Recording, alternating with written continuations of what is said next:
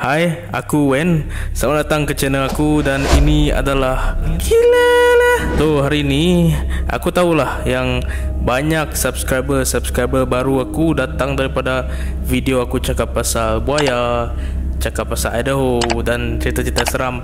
Dan semua video itu aku dapat 10 orang subscriber setiap video. Dan ya, selamat datang kepada anda semua.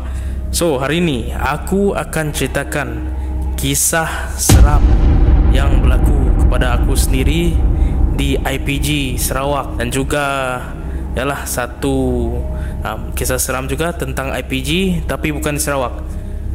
Dan ya, aku agak sedikit kurang selesa lah untuk menceritakan kisah ini, sebab aku setiap kali aku menceritakan kisah ini akan terngiang-ngiang di kepala otakku sendiri tentang apa yang berlaku kepada aku beberapa tahun yang lalu. So, tapi tak apa, seiringan dengan aku punya umur, aku jadi lebih mature dan matang lah orang kata. So ya, itulah hari ini aku akan ceritakan kisah seram yang berlaku kepada aku beberapa tahun yang dulu di IPG Sarawak. Okay guys, so macam ni lah cerita dia guys. Ketika tahun yang kena kepada aku masa tu adalah masa tu aku tahun 6, yalah 12 tahun. Aku masih sangat-sangat ingat lagi. Jadi macam biasa, kalau ada cuti sekolah ataupun hujung minggu, aku akan sentiasa berkunjung lah ke rumah makcik aku di IPG. Dia ada satu quarters di IPG lah, sebab makcik aku ni aku boleh katakan dia merupakan seorang senior staff tenaga kerja di IPG Sarawak sana lah. Jadi aku sentiasa akan pergi berkunjung dekat dia setiap pada hujung minggu. Kalau ada cuti sekolah, aku akan menyempatkan diri untuk berkunjung ke rumah dia. Jadi itulah nak dijadikan cerita.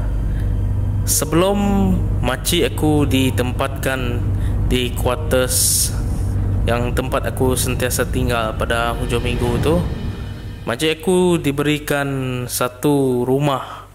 Aku pernah tengok rumah tu depan mata aku sendiri. Tempat dia luar dia memang sangat lapang dan tempat dia sangat luas. Tapi ada kisah di sebaliknya lah yang buatkan makcik aku reject tempat tersebut. Sebab ada kisah di mana seorang lecturer ni, dia senior lecturer di IPG tersebut, dia pun pada malam itu, pada malam pertama tak ada benda berlaku. Itu jugalah dengan straight satu minggu macam biasa saja. Tapi pada minggu kedua makin banyak benda-benda yang aneh berlaku lah. Yang paling aneh ketika dia sedang rehat di ruang tamu. Masa tu dia kata, so dia sedang habis menyemak, dia relax lah, relax tengok TV dan sebagainya. Tiba-tiba dia dengar bunyi seolah-olah orang buat air di dapur. Jadi dia pun pelik lah, siapa yang dekat dalam rumah aku ni? Lepas tu dia pun pergi ke dapur. Lepas dia pergi ke dapur tu guys, dia terkejut. Dia tengok satu jug air yang berat penuh dengan air terapung, seolah-olah diangkat oleh seorang macam ni. Air tersebut dituangkan ke dalam gelas dan sudu dalam tu bergoncang sendiri. Dan itulah malam terakhir dia di rumah tersebut. Dia terus caw pagi itu dan minta pindah ke quarters lain. Jadi sebabkan cerita itulah tadi, makcik aku pun tak maulah dia berpindah tempat tersebut. Walaupun tempat tersebut cantik, lapang dan luas, dia lebih rela lah untuk ke quarters yang agak terpencil dan jauh daripada tempat office dia bekerja. Jadi ya, tentang quarters guys. So setiap minggu ataupun percutian, cuti sekolah, aku katakan yang aku memang sangat biasalah pergi ke kuartus tersebut. Tapi tak tahulah, malam yang terjadi itu mungkin bukan nasib aku. Jadi pada malam tu aku pun seperti biasa, makcik aku belum berkahwin, so dia anggaplah aku ni memang sebagai anak dia yang betul lah. Dia bawa aku pergi makan KFC, beli mainan dan sebagainya. Maklum lah kan, kita ni 12 tahun memang kena spoil habis lah. Jadi lepas semua tu, aku pun macam biasa setiap minggu akan tidurlah sendiri di ruang tamu. Di ruang tamu di kuartus makcik aku ni. Jadi kuartus makcik aku ni, aku boleh katakan dan boleh gambarkan yang dia ada 4 tingkat. Jadi makcik aku ni di tingkat kedua. So tak semualah dekat kuartus tu ada orang yang duduk. Jadi seperti biasa malam tu aku tidur sendiri di ruang tamu. Macam malam-malam setiap hujung minggu, aku tidur sendiri. Jam pun menunjukkan pukul 11. Makcik aku tidur di bilik dia sendiri jugalah. Situ ada 3 bilik, tapi aku lebih selesa lah untuk tidur di ruang tamu pukul 11, 11.10. Aku tak dapat tidur, tak dapat lelapkan mata. Jadi aku pun pergilah ke dapur. Dapur ni dia dekat sangat dengan ruang tamu, sebab kuartus ni kecil. Jadi aku pergi sana untuk minum. Kalau nak pergi ke dapur tu guys, aku kena lalu satu meja makan. Aku perlu kelilingi dulu, macam aku perlu lalu jalan macam tu untuk pergi ke dapur. Jadi dekat yang aku perlu jalan tu, lalu tu, dia ada satu cermin tau. Dekat cermin tu aku pun berhentilah. Di bawah cermin tu dia ada sebuah store untuk kuartus di sana, untuk disimpan furniture lama dan sebagainya. Jadi entah apalah, aku pun tak tahu. Aku pun menjenguk lah. Yalah, bodoh sangat masa tu. Aku tengok, gelap betul kan. Belakang tu guys, dia adalah hutan. Lepas tu aku tengok ada orang. Sosok tubuh dia macam seorang lelaki lah, yang dewasa, mungkin 20, 28 macam tu. Umur dia antara range macam tu. Aku tengok lah, apa hal lelaki ni? Dia macam jalan pergi ke store tu. Lepas tu dia terus pergi ke hutan. Aku pun tunggu je lah, apa dia buat ke hutan tu. Lepas tu aku tengok dia pun keluar. Dia pun tengok aku. Aku pun terkejut lah. Aku berlalu ke dapur dan aku pergi minum lah. Apa yang dia buat aku tak kisahlah. Yang penting aku dah dapat minuman aku relax.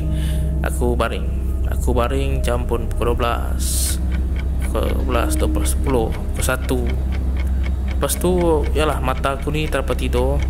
Time 2000 apa entah, 2009. Ya, aku 12 tahun, 2009. Belum ada lagi lah orang kata nak ML, nak telefon dan sebagainya. Belum ada lah zaman-zaman tu. So apa yang ada, aku dapat tengok adalah majalah Ujang je lah. Aku baca saja majalah Ujang. Habis semua baca, aku baca lagi. Habis semua aku baca lagi. Sedang aku baca benda tu, aku dengar satu ketukan. Rumah ataupun kuartus makcik aku ni, dia 2 tingkat. Bukan ketukan pintu lah. Kalau ketukan pintu aku boleh hadam lagi lah, dapat lah mungkin manusia dan sebagainya. Itu adalah beranda guys.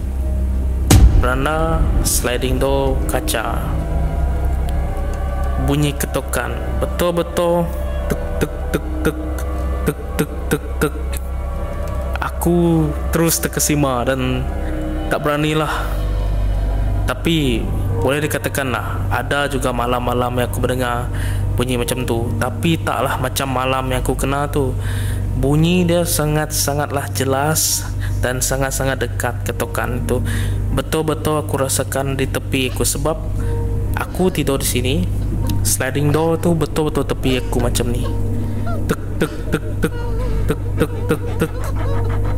makin kuat dan makin kuat. Aku sangat takut. Aku nak panggil aku punya aunty, makcikku, tapi aku tak berani lah nak kejutkan dia. Apa aku buat? Aku ambil Bible. Aku ada satu Bible kecil dan aku letak kat dada macam ni, dan sambil aku berdoa dan berdoa sampailah bunyi itu semakin reda. Tapi dia tak berhenti di situ, guys. Bunyi makin reda dan makin senyap. Jadi aku tengok jam, aku dah pukul 2 lebih. Aku haraplah bunyi tak ada lagi. Aku beritahu macam tu. Tapi lepas tu, guys, semakin teruk. Bunyi hentak kaki, bunyi macam seolah-olah orang berkawat pula. Aduh, aku boleh katakan bunyi kawat itu sangat-sangat jelas. Siapa yang akan berkawat pukul 2-3 pagi macam tu? Dan itulah bunyi kawat, bunyi seolah-olah orang menjerit bagi koman dan sebagainya. Aku tak berani nak tengok keluar. Bunyi ini makin kuat. Apa yang aku buat? Aku macam biasalah tadi, aku berdoa semoga semua sesuatu tidak akan buruklah berlaku kepada aku, dan semuanya akan diberkati lah. Setiap ceruk rumah tu akan dipenuhi dengan cahaya Kristus. Tapi itulah ceritanya, kisahnya, dengan bunyi-bunyi berkawat dan sebagainya. Aku boleh katakan yang banyak penampakan yang orang nampak tentang orang berkawat, sebab ini adalah ura-ura lah mengatakan yang tempat IPG tersebut merupakan adalah tempat penyiksaan tentera-tentera Jepun oleh penduduk tempatan lah. Mereka menyiksa orang-orang tempatan, mereka menyiksa British dahulu. Dekat sana lah tempatnya, dan itu merupakan markas Jepun pada zaman Perang Kedua dulu. Jadi tidak heranlah benda-benda macam ni berlaku. Apa yang aku lihat masa aku pergi ke sana pada 2 tahun lepas, quarters yang tempat aku selalu tinggal dulu pada 2009 sudah tiada lagi, dan IPG tersebut makin baru, makin cantik, makin moden, dan rumah yang aku ceritakan sebelum tadi pun tiada lagi dekat sana. Sudah dijadikan bangunan lah dekat sana. Dan ya, kita jangan terlalu taksub dengan perkara-perkara seperti ini.